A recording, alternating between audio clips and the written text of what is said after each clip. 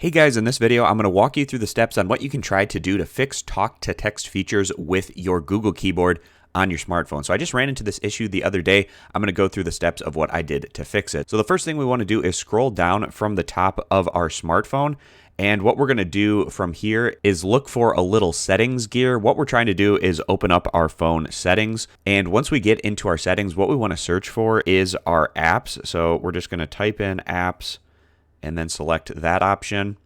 We're going to go into apps management and we're going to look for our Google Keyboard, which is named GBoard. So that's going to show up right here, clicking on that. And the first thing that you're going to want to try is going into your permissions, and you want to make sure that your microphone is allowed to be used by your Google Keyboard. Of course, to do talk to text, you need to have the microphone enabled and usable for this to work. So if microphone is in the not allowed area, just click on it and always give it permission so that your Google Keyboard has access to your microphone to use that. Now, the next thing that we're going to do is open up any app that has a typing functionality in it so that we can open up our keyboard. So I'm just going to go into Google Play, and in the search area, that's going to pop up this keyboard. So what we want to do when we have the keyboard showing is hold our finger down on the comma, and that's going to open up this little settings gear that we can touch to open up the settings of our Google Keyboard. In the settings of your Google Keyboard, look for something that says voice typing and click on that. And you want to make sure that you have voice typing toggled to the on position.